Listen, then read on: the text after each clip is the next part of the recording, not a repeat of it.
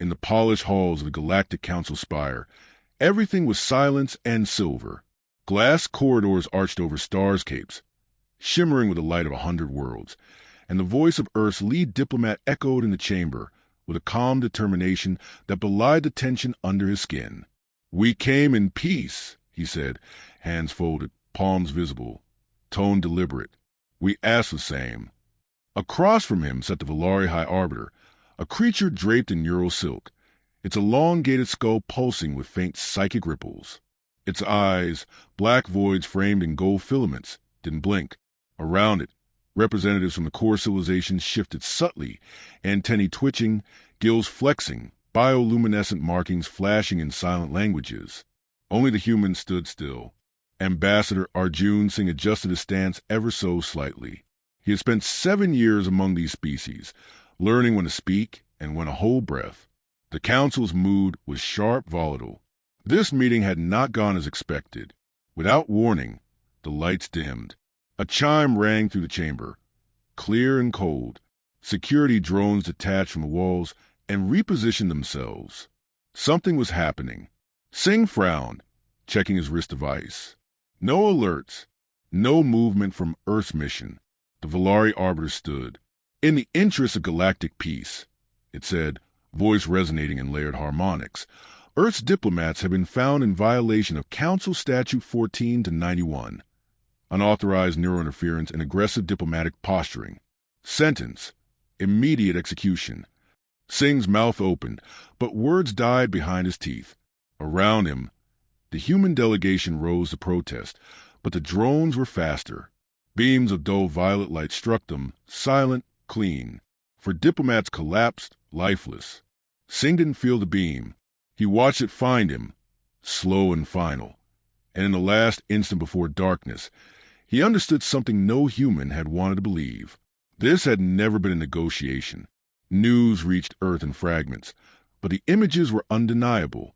The footage was sanitized, carefully edited by the Galactic Council, but Earth's analysts decrypted enough. Singh's final moments. The flash of illegal execution beams. The deliberate absence of trial. Within 24 hours, Earth withdrew from all diplomatic talks. Within 48, every orbital gate leading to human space was locked under the guise of containment. And within 72, Earth's silence ended. No public declarations. No press releases. Just a file transmitted directly to the Council. A string of coordinates and a message. A warden is en route. The Council dismissed it as theatrics. The Valari called it a feral gesture. Only the Talari merchant clans, ever attuned to shifting winds, archived a message with quiet alarm. No one knew who the warden was. There was no record of their name, no history, no face in Earth's databases. But ancient logs from Sol's Mars accords reference the Warden Protocol, an extreme measure ratified during Earth's brief but brutal colonial conflicts on Titan. The protocol read only, deploy in event of absolute breach, operative unrestricted, outcome secondary to enforcement. 10 days after the diplomat's execution, a vessel broke through perimeter of the galactic core. It was small, black, and unmarked, an older human design, long decommissioned in favor of sleeker diplomatic ships. It didn't respond to hails or acknowledge warnings. It didn't slow. The Council authorized its destruction. 5 Chorak interceptors intercepted the ship at the edge of the core. The engagement lasted 12 seconds. The wreckage drifted silently past the defense line, punctured, ionized, still glowing. At the center of it all, the Warden's pod detached and continued without interruption. It landed at Port Meridian, the cultural and economic capital of the core, like a virus finding a vein. At first, local authorities assumed it was an automated drone or a probe. It took 2 hours for them to realize it contained a human. 3 officers attempted detainment. Within minutes, the station's AI was reset, its security systems rerouted, and the Warden walked through customs unchallenged. No armor, no insignia, just a matte black suit, silent steps, and eyes like scorched iron. The Warden never introduced themselves, never explained.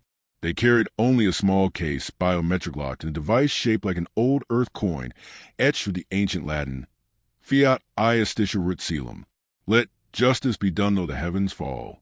The Valari were furious. They issued sanctions, demanded Earth recall their operative. Earth responded with another message. The Warden does not answer to us, nor do we control them. The Council has made its judgment. The Warden now enforces it. In the halls of the Council, laughter echoed. One human couldn't topple the Order of the Stars. But the Warden was not a soldier, not a politician. They were something far older, a species quiet contingency, buried under decades of peace and protocol, not trained for war, but for ending it, efficiently, permanently. At night, reports began to surface. A Valari bureaucrat found dead in his thought-shielded vault, heart stopped by unknown means.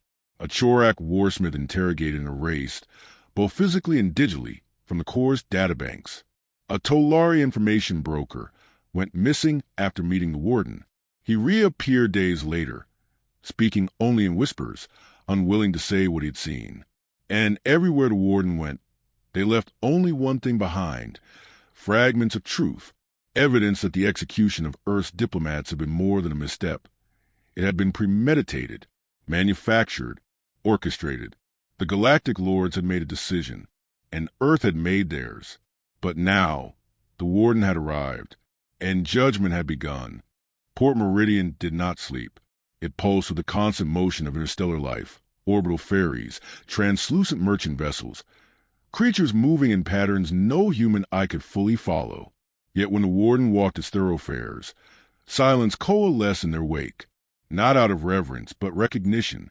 Something ancient stirred in the collective subconscious of the sentient crowd. Fear, perhaps, or memory. The Warden moved with purpose, neither slow nor rushed, their matte black boots soundless on plasteel.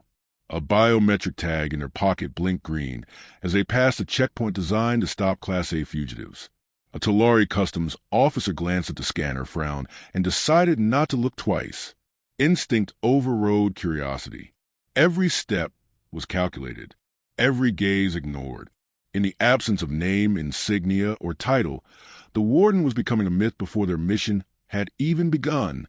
Their first destination was the remnants of the Earth Embassy, sealed since the execution. A sterile cordon of security drones surrounded it, sanctioned by the Valari High Council. Most passers-by assumed it had been gutted, but the Warden knew better. With a flick of the wrist, the small coin-shaped device in their palm activated. The drones dropped one by one as their security codes unraveled. Earth's encryption wasn't elegant, but it was brutally efficient, like a hammer to glass. Inside, the embassy had been stripped to bone, diplomatic artwork removed, server cores gutted, even the floors chemically sterilized. But they had missed something. The Warden knelt by the wall panel behind what had once been Ambassador Singh's private desk. Their gloved fingers traced along its base. A seam, a magnetic lock. 30 seconds passed before the compartment clicked open with a whisper. Inside, a single memory rod, Singh's backup log. The Warden inserted into their reader and stood motionless, absorbing the dead man's final days. His voice was calm but edged with frustration as he detailed failed meetings, evasive answers, the quiet tightening of security before the execution. His last entry was different. Short, tense. They know we've uncovered something. Not just corruption. Something deeper. Valari tech. Neural probes banned under every treaty. I'm going to present it. If this message gets out, Earth must not let this be buried. The Warden didn't speak, didn't blink, just extracted the rod, slid it into their coat, and walked away. That same night, the Valari High Arbiters summoned a private council of their inner circle. They spoke in waves and pulses, minds entwined in a secure psychic loop. But even within that mind space, something gnawed at their certainty. The Warden had not come with ships or threats, yet 2 operatives were already missing, and surveillance data was vanishing from secured archives. No trace, no signatures, just absence. "We miscalculated," said one of the elders. "No," the Arbiter replied. "We anticipated Earth's retaliation. What we did not anticipate was their faith in a single executioner." One of the mind voices hesitated. "Perhaps we should consider silencing this Warden directly." "No," came the response. "Send the Chorak. Let them deal with it. Loudly. At a transit node in the lower ring, the warden stood in front of a Tolari trader's stall. They didn't speak. They simply placed a memory rod on the counter and looked at the trader with eyes that made even a species bred for neutrality flinch.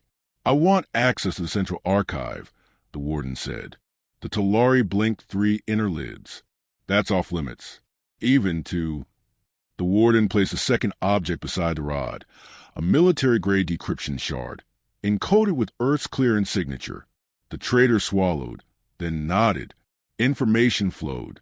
Thousands of documents. Council minutes. Black file summaries. Eventually, the warden found what they had been hunting for, a shipment registry. 10 cycles before the execution, an unmarked Valari transport had arrived at Port Meridian carrying an unclassified device, not listed as trade, not listed as diplomatic cargo. But Singh had found it, and someone had silenced him. Movement caught the warden's attention. A sound, too faint for others to hear, the click of a Chorak exoskeleton flexing. Another behind. Ambush. The warden moved before the first attacker struck. A flash of metal, a hollow crunch, and the first Chorak fell, its armor caving with pinpoint accuracy. The second lunge of the plasma hook, snarling in its native clicks. The warden sidestepped, grabbed the weapon mid-swing, and reversed its arc, impaling the insectoid with its own momentum. Silence returned. The trader was gone. The crowd scattered. The warden stared down at the fallen Chorak. They didn't gloat. They didn't speak. They simply recorded the serial codes from the armor and transmitted it back to Earth. The data confirmed the warden's suspicion. These weren't rogue agents. They were assigned by the Valari Council. That changed everything. By the time the council convened for an emergency session, whispers of the warden's actions had already spread. A silent hunter in human form. A bringer of reckoning. The Tolari withdrew their neutral standing. The Chorak demanded retaliation. The Valari urged control. But control was already slipping. In his private quarters, the Arbiter watched the recording of the embassy breach. He zoomed in on the warden's face, cold and unreadable. "They are alone," one advisor said. "This is posturing." The Arbiter didn't respond immediately. His tendrils drifted in still air. He felt something rising across the stars, a shift like a current beneath calm water. "Posturing," he repeated softly.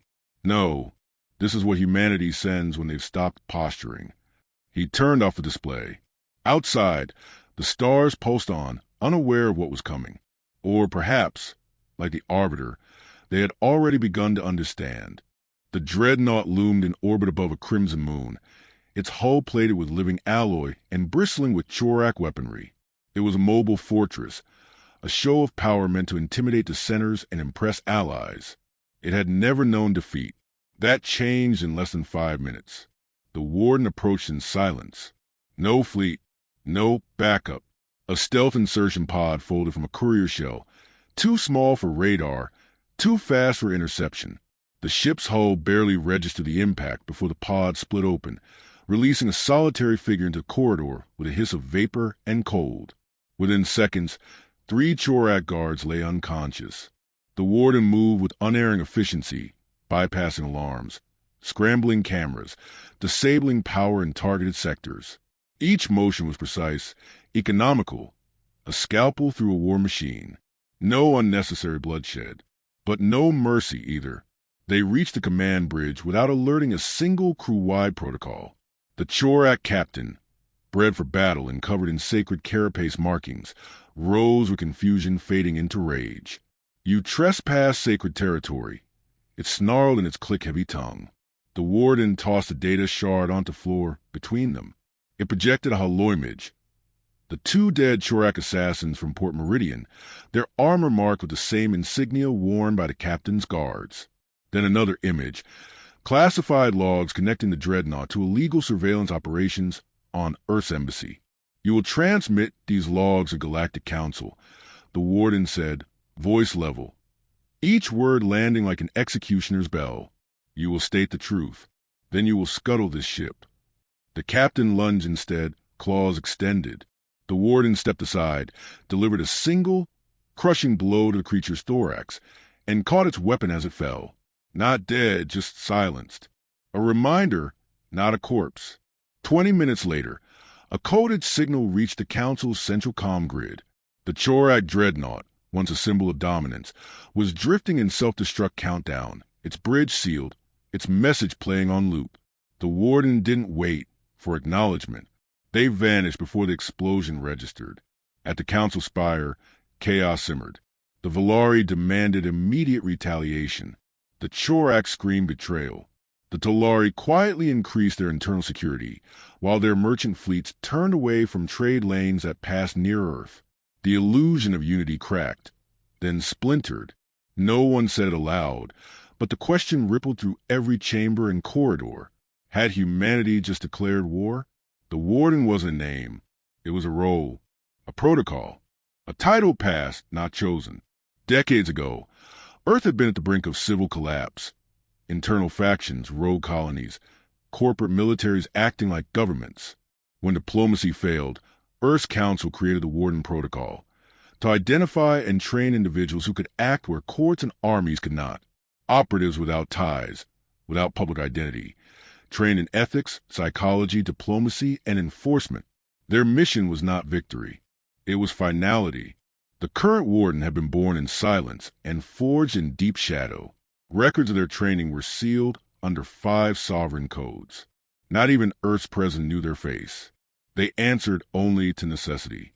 They hadn't been deployed in 32 years. Not until the Diplomats died. Now, the galaxy whispered them like an old story rediscovered. Children in backwater colonies mimicked their silhouette in play. Smugglers altered routes to avoid intersecting rumors. On neutral worlds, holoscreens flickered with pirated footage of figure in black dismantling a warship alone. No name, no face, only the glint of metal and the cold of judgment. Beneath all of it, truth festered. The Warden had traced the false charges against Earth's diplomats through layers of bureaucratic shadow. The executions weren't a rash decision. They were a cover. The Valari and a sect of the Chorak had been engaged in covert development of psychic dampening technology, outlawed since the Ether Wars. Neural probes, capable of breaking non-physical wills, used not only in interrogation, but in population control. The human delegation had discovered traces of it embedded in Council infrastructure. They were silenced before the data could go public. Earth hadn't retaliated out of vengeance. It had acted because something older than treaties had been broken: truth. The Warden sat alone in a repurposed Talari drop hub on a dying asteroid. They decrypted the last layer of Ambassador Singh's logs, voice only, sent moments before his death. I don't think we're the first to find this. I think others saw it and vanished. If I'm gone by the time this reaches you, know this isn't just about humans. It's about choice, about freedom of thought. If they perfect this tech, no species will think without permission again.